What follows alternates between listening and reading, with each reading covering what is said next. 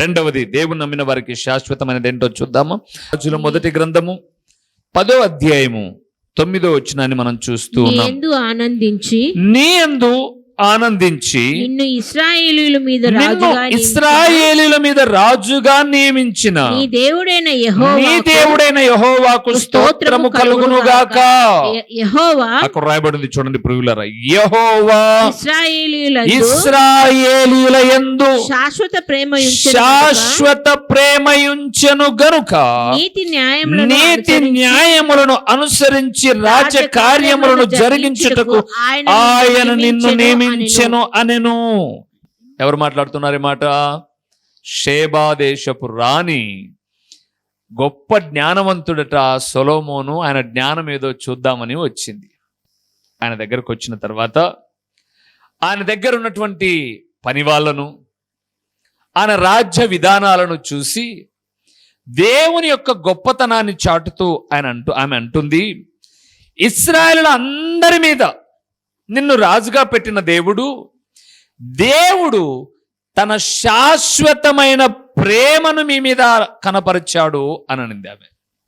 రెండవది ప్రియులారా, దేవుని ప్రేమ శాశ్వతమైనది. ఆ ప్రేమను మనము కలిగి ఉండాలి. దేవుని మనం కలిగి ఉన్నప్పుడు, దేవుడు మన శాశ్వతుడు అని నమ్మినప్పుడు, మనం కూడా మన ఆత్మీయ జీవితంలో ఆ దేవుని యొక్క గుణగణాలను అలవర్చుకోవాలి. కాబట్టి దేవుని ప్రేమ శాశ్వతమైనది. అవును ప్రియులారా, ఆయన ఇచ్చినప్పుడు ఒకలాగా, ఈయనప్పుడు ఒకలాగా ప్రేమించేవాడు కాదు. ఎప్పుడు కూడా ఆయన ప్రేమలో మార్పు లేని దేవుడు ప్రియులారా. ఆ మాటను ఇర్మియా గారు మాట్లాడారు చూడండి. ఇర్మియా గ్రంథం 31వ అధ్యాయము, ఇర్మియా గ్రంథం 31వ అధ్యాయము 3వ వచనాన్ని చూద్దాం ప్రియులారా. 31:3 ఇది బాగా పరిచయమైంది. దీన్ని మనం ఇంతగా తీయాల్సిన పని కూడా లేదు, అయినప్పటికీ తీసి చదువుదాం. 654వ పేజీలో ఇర్మియా గ్రంథం 31వ అధ్యాయం 3వ వచనము, చాలా కాలము క్రిందట యెహోవా నాకు ప్రత్యక్షమై ఇట్లనెను. ఎవరు ప్రత్యక్షమైనది? ఇర్మియాకు దేవుడు ప్రత్యక్షమై దేవుడే మాట్లాడుతున్నాడు. ఏమని దేవా మాట్లాడుతావు నువ్వు అని అంటే ఆయన అంటున్నాడు, శాశ్వతమైన ప్రేమతో నిన్ను ప్రేమించుచున్నాను గనుక విడువక నీ ఎడల కృప చూపుచున్నాను. చాలు ప్రియులారా, దేవుడు ఎలాగ ప్రేమిస్తున్నాడట?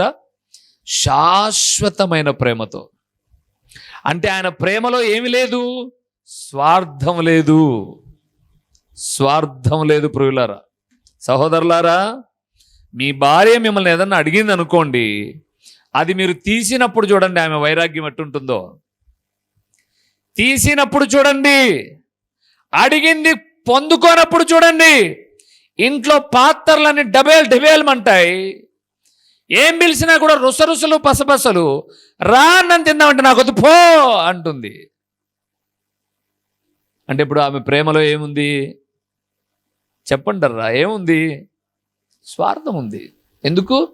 నేను అడిగింది నువ్వు తీసిలే కాబట్టి నేను ఇప్పుడు నీతో మాట్లాడలేను. నేను మరి భార్య ప్రేమలో అంత స్వార్థం ఉంటే, భర్త ప్రేమలో స్వార్థం ఉంటే, దేవుడు చెప్పినట్టుగా మనం నడచినప్పుడు కూడా దేవుడు మన మీద కోపగించుకున్నట్లయితే చాలా దారుణం ప్రభునందు ప్రియులారా.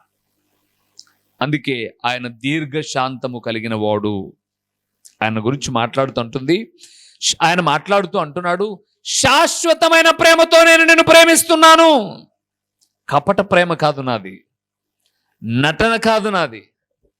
చాలా మందికి ఉచితంగా ఏమైనా దొరుకుతుంటే నవ్వు రాకపోయినా నవ్వుతారు, ప్రేమను భలే కనపరుస్తారు. దేవుని ప్రేమ అది కాదు ప్రియులారా. లోకములో ఉన్నటువంటి ప్రేమలు, ఏ ప్రేమలు దేవునికి ప్రేమకు సాటి కావు. యోబు దగ్గరకు వస్తే లోక ప్రేమ ఎలాంటిదో మనకు అర్థమవుతుంది. ఒకసారి యోబు గ్రంథానికి రండి, నేను చూపిస్తాను. చాలా బాగుంటాయి ఆ మాటలు. 19వ అధ్యాయానికి వెళ్దాం. యోబు గ్రంథం 19వ అధ్యాయము 434వ పేజీలో యోబు గ్రంథము 19వ అధ్యాయము 14వ వచనము, 14వ వచనానికి వెళ్దాం. నా బంధువులు నా బంధువులు నా యొద్దకు రాకయున్నారు. నా యొద్దకు రాకయున్నారు. నా ప్రాణ స్నేహితులు నా ప్రాణ స్నేహితులు నన్ను మరిచిపోయి ఉన్నారు. నన్ను మరచిపోయి ఉన్నారు. ఎందుకు? చదువు. నా ఇంటి దాస దాసి జనులు నన్ను అన్యునిగా ఎంచెదరు. నేను వారి దృష్టికి పరదేశినై ఉన్నాను. నేను నా పనివాణ్ణి పిలవగా వాడేమి పలకకుండానున్నాడు. నేను వాని బతిమాలవలసి వచ్చెను. నా ఊపిరి నా భార్యకు అసహ్యము. నేను కనిన కుమారులకు నా వాసన అసహ్యము. చిన్న పిల్లలు సహా నన్ను తృణీకరించెదరు. నేను లేచుట చూచిన ఎడల బాలురు నా మీద దూషణలు పలికెదరు. నా ప్రాణ స్నేహితులందరికీ నేను అసహ్యుడనైతిని. నేను ప్రేమించిన వారు నా మీద తిరుగుబడి ఉన్నారు. ఎందుకండి ఎంత? ఇదంతా చదవండి మీరు. 19 చాలా విషయాలు ఉన్నాయి, చదవండి. ఈ విషయాలన్నింటినీ మీరు చూస్తే ప్రభునందు ప్రియులారా, ఒకప్పుడు బంధువులంతా ఎక్కడికి వచ్చారు? యోబు చుట్టూ ఉండేవాళ్ళు. ఎందుకు? 5,000 ఆడుగాడిదలు, 5,000 ఒంటెలు, 5,000 జతల ఎడ్లు, సర్వ సమృద్ధిలో ఉన్నాడు. 10 మంది బిడ్డలు, పని వాళ్ళు, వండి పెట్టేవాళ్ళు సమృద్ధిగా ఉన్నారు. అందుకే చుట్టూ ఉన్నారు అందరూ. కొన్ని దినాలకు అపవాది దేవునితో పోరాడి, అంటే ఏమన్నాడంటే, నిన్ను దూషించేటట్టుగా చేస్తాను చూడు అని చెప్పి అతని ఆస్తిని, అతని శరీరాన్ని ఒక్కసారిగా నష్టపరిచాడు. ఇప్పుడు బంధువులు వచ్చారు. 14వ వచనంలోకి వస్తే, నా బంధువులు నా యొద్దకు రాలా. అవును ప్రియులారా, నేను చాలా పర్యాయంలో జ్ఞాపకం చేస్తూ వచ్చాను ఈ మాటను. ఎందుకు జ్ఞాపకం చేస్తున్నాను అనంటే, లోక ప్రేమలు ఎలాంటివి అంటే, నీ దగ్గర ఏమైనా ఉంటేనే వస్తారు కూడా. నువ్వు ఒక 10 లక్షల అప్పులో ఉండి 10 మంది రోజుకి ఇంటికాటికి వచ్చి పోతున్నారు, అప్పు అడిగిపోతున్నారు అనుకోండి, బంధువులు సైతం ఏం చేస్తారంటే ఫోన్ చేసినప్పుడు ఎత్తరు. ఒకవేళ మరలా చేస్తుంటే మీ నెంబర్ ఏ లిస్ట్లో పడుతుంది? బ్లాక్ లిస్ట్లో పడుతుంది. అది బంధువుల ప్రేమ. అంతే ప్రియులారా. ఇక రెండవది ప్రాణ స్నేహితులు అన్నారు. అక్కడే నా ప్రాణ స్నేహితులు కాదండో వీళ్ళు, స్నేహితులు కాదు వీళ్ళు, ప్రాణ స్నేహితులు. యోబును ఏమైపోయారు? మర్చిపోయారు. ఎందుకు?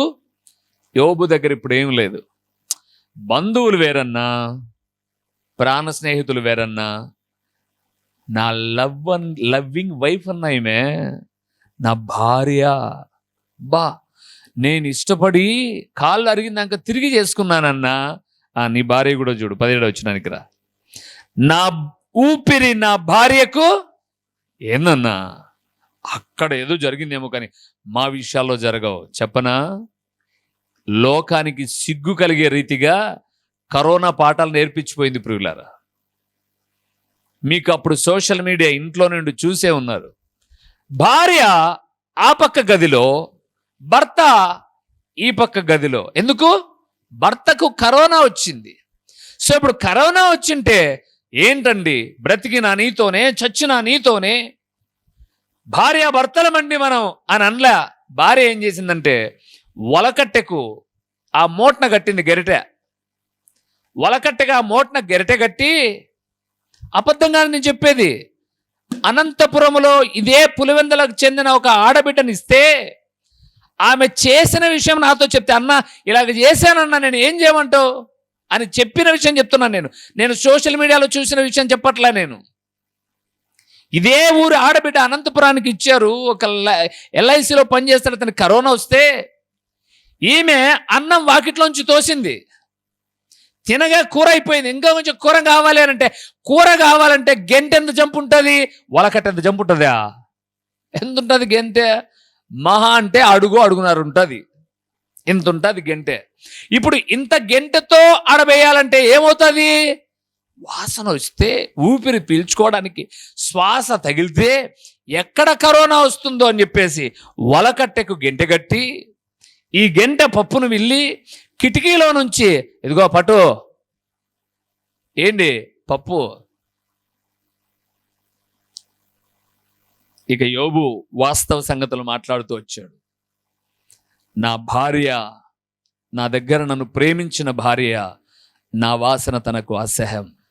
మీకు తెలుసో తెలీదో ప్రియులారా, లోకంలో కొన్ని చూడండి, అన్యోన్యంగా భార్యాభర్తలు కాపురాలు చేసింటారు.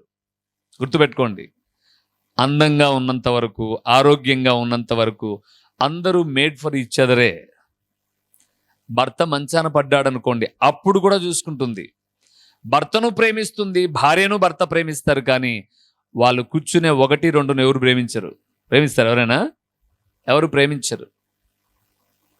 ఒక చిన్న ఉదాహరణ మీకు జ్ఞాపకం చేస్తాను. మా అమ్మకు ఒకే రోజు కాలు చెయ్యి 2 ఇరిగాయి. కాలు చెయ్యి 2 ఇరిగింది. ఇరిగిన తర్వాత కట్టు కట్టించుకొని మంచం మీదకి తెచ్చి పెట్టాం.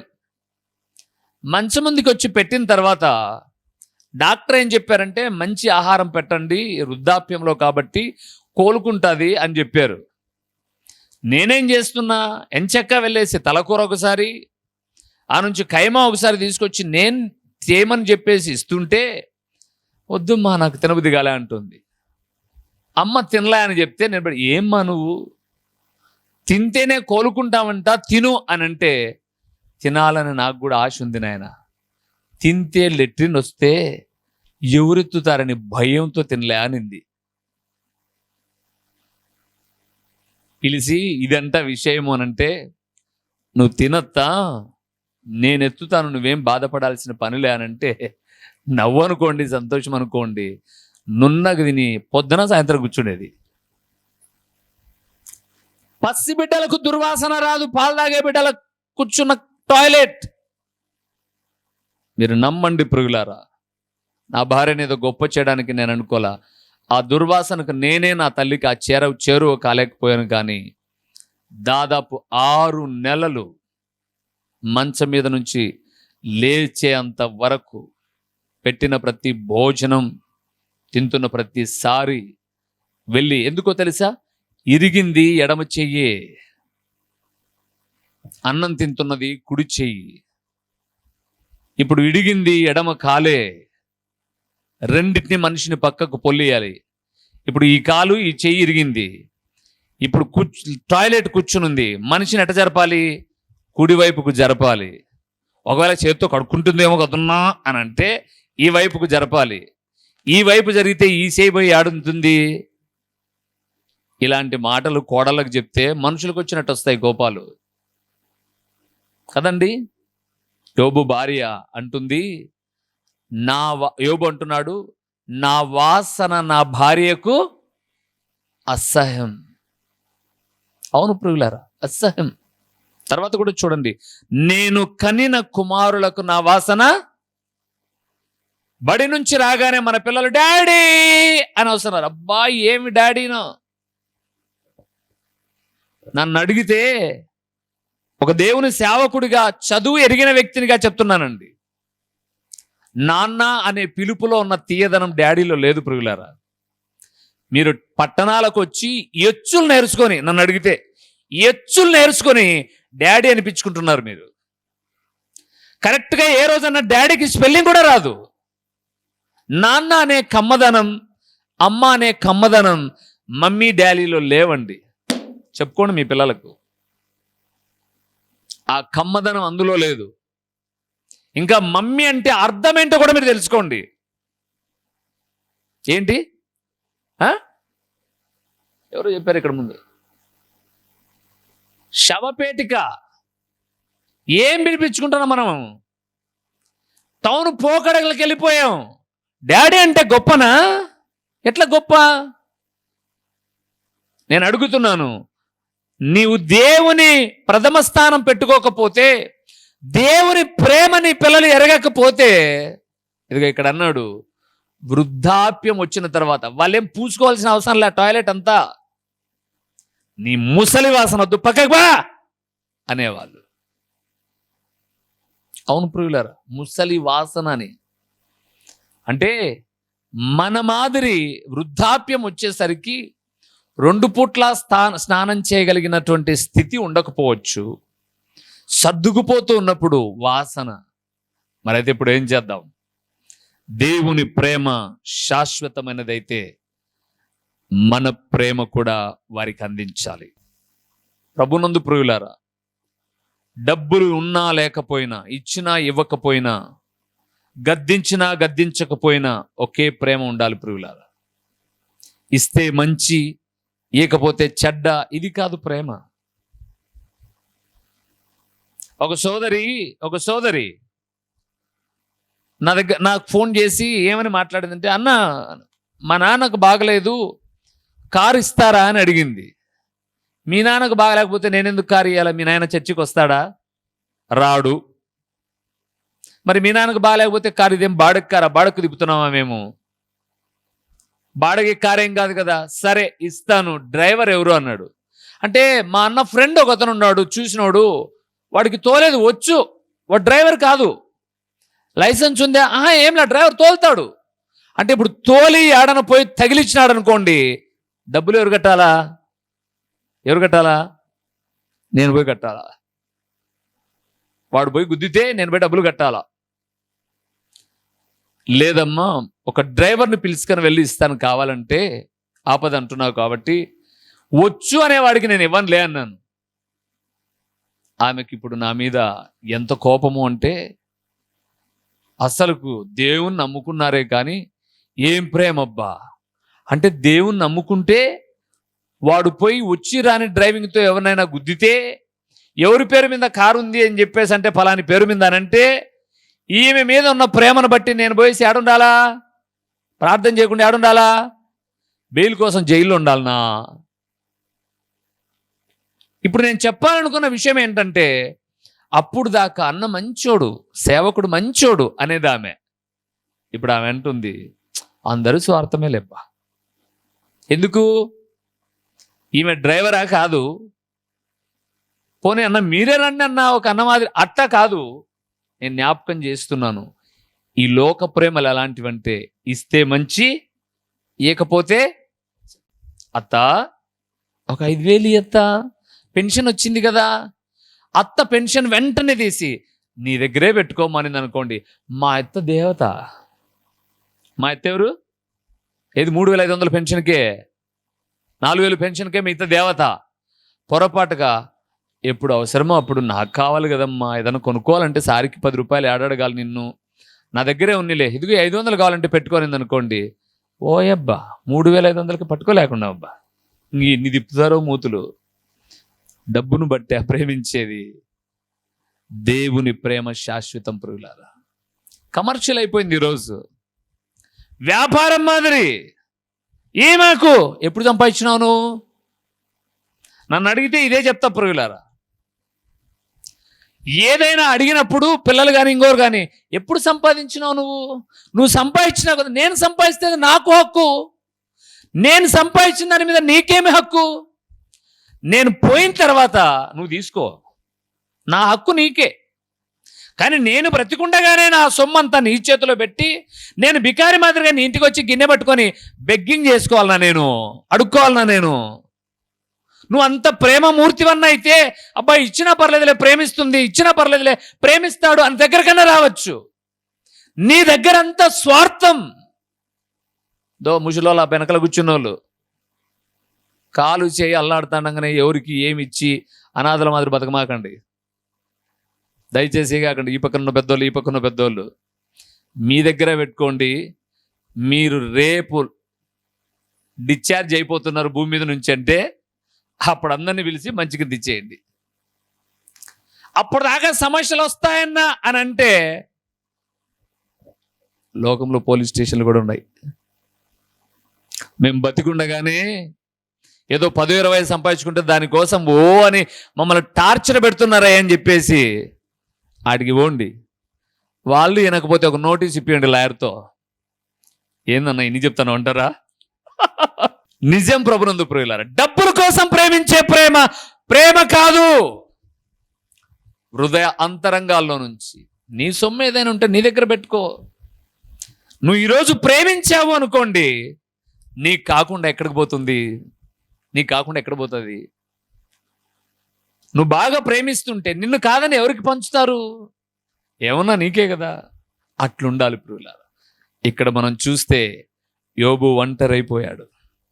భార్యకు వాసనే, స్నేహితుల దగ్గరికి రాలే, బంధువులు రాలే, ఏవి రాలే. కారణం ఏంటంటే యోబు జీవితం దయనీయమైన పరిస్థితికి కారణం అటువైపునున్న బంధువుల్లో కానీ, స్నేహితుల్లో కానీ, ఇంక్లూడ్ భార్యలో కానీ ఏ ప్రేమ లేదు? దేవుని ప్రేమ లేదు. అది గుర్తుపెట్టుకోండి ప్రియులారా. అందుకే ఆమె అనింది, దేవుని దూషించి చచ్చిపో అనింది. చచ్చిపో, ఏం దేవుడయ్యా, దేవుడు దేవుడు, చచ్చిపో అనింది. ప్రభునందు ప్రియులారా, దేవుడే శాశ్వతమైన వాడు. దేవుని ప్రేమే శాశ్వతమైనది. ఆయనను ఆరాధించి మన ప్రేమలో కూడా యథార్థత ఉండాలి. మూడో విషయాన్ని చెప్తాను రండి ప్రియులారా. పేతురు రాసిన మొదటి పత్రిక, త్వరితంగా కొన్ని విషయాలు చూసి ముగిద్దాం. 1వ అధ్యాయము 22, 23 కలిసి ఉన్నాయి. అయినా పర్లేదులేండి, చదువుకుందాం. 21 నుంచే చదవాలి, మామూలుగా 21 నుంచే చదవాలి. 22, 3 చదవం చాలు. మీరు క్షయ బీజము నుండి కాక శాశ్వతమగు జీవము గల దేవుని వాక్యమూలముగా అక్షయ బీజము నుండి పుట్టిన వారు గనుక. చాలు ప్రియులారా. మూడవది, దేవుని వాక్యము శాశ్వతమైనది. అవును ప్రియులారా, న్యూస్ పేపర్ ఈరోజు చూసామనుకోండి, రేపటికి వేస్ట్ పేపర్. అది వేస్ట్ పేపర్ రేపటికి. అది ఈరోజు న్యూసే రేపటికి వేస్ట్. అది ప్రతి దాని పాతదైపోతుంది. కానీ మీకు చెప్పమంటారా ప్రియులారా, నేను పుట్టినప్పుడు కాదు, నువ్వు పుట్టినప్పుడు కాదు, ప్రపంచ ఆవిర్భావము నుంచి ఈ రోజు వరకు ఈ వాక్యము ఎప్పుడు పాతగిలిపోలా, ఎప్పుడు కొత్తదే ప్రియులారా. కారణం ఏంటో తెలుసా? ఈ వాక్యములో ఏముందో అక్కడ చెప్పాడు, మీరు చూశారో లేదో. శాశ్వతమగు జీవము గల దేవుని వాక్యం. వాక్యములో ఏముంది? జీవముంది, జీవముంది. అందుకే కదా వాక్యం చెప్పినప్పుడు ఎదురుగా కూర్చున్న వాళ్ళ కోపం వస్తుంది. కోపం అంటే ఏమని? దానిలో జీవముంది, చలనము లేనిది కాదు, అది చలనము కలది. అందుకే 24వ వచనం చదవండి. అక్కడే పేతురు రాసిన మొదటి పత్రిక 1:24 వచనము. సర్వ శరీరులు గడ్డిని పోలిన వారు, వారి అందమంతయు గడ్డి పువ్వులే ఉన్నది. గడ్డి ఎండిపోతుంది, దాని పువ్వును రాలిపోతుంది. అయితే వాక్యము ఎల్లప్పుడూ, దేవుని వాక్యము ఎల్లప్పుడూ ఏమై ఉంటుంది? నిలిచి ఉంటుంది. ప్రపంచములో ప్రియులారా, నేను చెప్పే భారతదేశం కాదు, ప్రపంచములో అత్యధికంగా అమ్ముడుపోయే గ్రంథము ఏదైనా ఉంది అంటే అది దేవుని వాక్యమైన బైబులే. ప్రపంచములో ప్రతి దినము అచ్చువేయబడుతున్న గ్రంథం ఏదైనా ఉంది అంటే అది బైబుల్ వాక్యమే. ప్రపంచ తలకిందులయ్యేటటువంటి జ్ఞాన సంపన్నులు ఎవరైనా ఉన్నారు అంటే దైవ వాక్యమును ధ్యానం చేయవారే. ఒక ఆయన అన్నాడు చాలా ఏళ్ల క్రితం, 2000 సంవత్సరాలు వచ్చేసరికి ఈ భూమి మీద బైబిలే ఉండదని చెప్పాడు ఆయన. ఒక ప్రవచనం చెప్పాడు, బైబిలే ఉండదు అని చెప్పాడు. దౌర్భాగ్యం ఏంటో తెలుసా? ఆయన చచ్చిపోయిన తర్వాత ఆయన ఇండ్లు వేలం వేస్తే కొనుక్కున్నారు. కొనుక్కొని అదే ఇండ్లు బైబిల్ సొసైటీ వాళ్ళు కొని అక్కడి నుంచే బైబిల్ను అమ్మడం ప్రారంభించారు, బైబిల్ ప్రింట్ చేయడం ప్రారంభించారు. ఎవడైతే కొంతకాలానికి బైబిల్ ఉండదన్నాడో ఆ ఇంట్లో నుంచే బైబిల్ బయటకు వస్తుంది ఈరోజు ప్రజెంట్. అవును ప్రియులారా, ఈరోజు కాదు, చాలా దినాల క్రితం జరిగిన ఒక సంఘటన మీకు జ్ఞాపకం చేస్తాను. నెహ్రూ గారు బ్రతికున్నప్పుడు, నెహ్రూ గారి తర్వాత జనతా పార్టీ అనే ఒక పార్టీ వచ్చింది. ఈరోజు ఆ పార్టీ మరొక పేరు పెట్టుకుంది. నేను ఇప్పుడు పార్టీల గురించి మాట్లాడడం లేదు. ఆ జనతా పార్టీ అధినేత ఆ రోజుల్లో అన్నాడు, నేను ఒక నిర్ణయం తీసుకుంటున్నాను, పార్లమెంటులో ప్రవేశపెట్టబోతున్నాను, క్రైస్తవ్యాన్ని పూర్తిగా భారతదేశంలో ఉండకుండా చేయబోతున్నాను 3 రోజుల్లో అని అన్నాడు. మీకు తెలుసా, 2 రోజుల్లోనే హార్ట్ అటాక్తో చచ్చిపోయాడు అతను. 3వ రోజు పార్లమెంటులో బిల్లు ప్రవేశపెట్టాలి, జనతా పార్టీ అధ్యక్షుడు ఒకప్పటిలో 2వ రోజే చచ్చిపోయాడు అతను. ఎవడు పెడతాడండి బిల్లు? కనుమరుగైపోయింది. అందుకే జ్ఞాపకం చేస్తున్నాను, ప్రపంచంలో అత్యంత శక్తివంతమైనది ఈ దేవుని వాక్యము. ఇది శాశ్వతమైనది. మనం పోతాం, మన తరాలు పోతాయి, తర్వాత తరాలు పోతాయి, తర్వాత తరాలు పోతాయి, మన ముందు నుంచి కొన్ని తరాలు వస్తూ వచ్చాయి. కానీ ఎన్ని తరాలు మారినా, యుగాలు మారినా మారనిదేంటి? దేవుని వాక్యమే. అందుకే జ్ఞాపకం చేస్తున్నాను ప్రియులారా, దేవుని వాక్యము శాశ్వతమైనది. 119వ కీర్తన 144వ వచనం. నీ శాసనములు నీ శాసనములు శాశ్వతమైన నీతి గలవి, నేను బ్రతుకున్నట్లు నాకు తెలివి దయచేయుము. ఎవరంటున్నారు? కీర్తనాకారుడు అంటున్నాడు, నీ శాసనములు అనగా నీ వాక్యములు ఎలాంటివి? శాశ్వతమైనవి. కొంతకాలం ఉండేవి కాదవి. న్యూస్ కాదు, ఈరోజు పలానైనా చెప్తే రేపటి ఎవరో చెప్పడానికి. దేవుని వాక్యం శాశ్వతమైనది ప్రియులారా. ఈ లోకంలో అధికారాలు శాశ్వతం కాదు. ఎవరు పర్మనెంట్ కాదు. ఈ సంవత్సరం ఉన్నాయన, ఈ సంవత్సరం కాదు, ఈ క్షణం ఉన్నాయన తర్వాత ఆయన చిత్తములో లేకపోతే ఉండడు తర్వాత క్షణములో. కానీ ఒక్కటి గుర్తుపెట్టుకోండి, దేవుని వాక్యము శాశ్వతమైనది, యుగ యుగాలు నిలిచి ఉండేది. అందుకే దేవుడే శాశ్వతమైన వాడు, దేవుని ప్రేమే శాశ్వతమైనది, దైవ వాక్యమే శాశ్వతమైనది.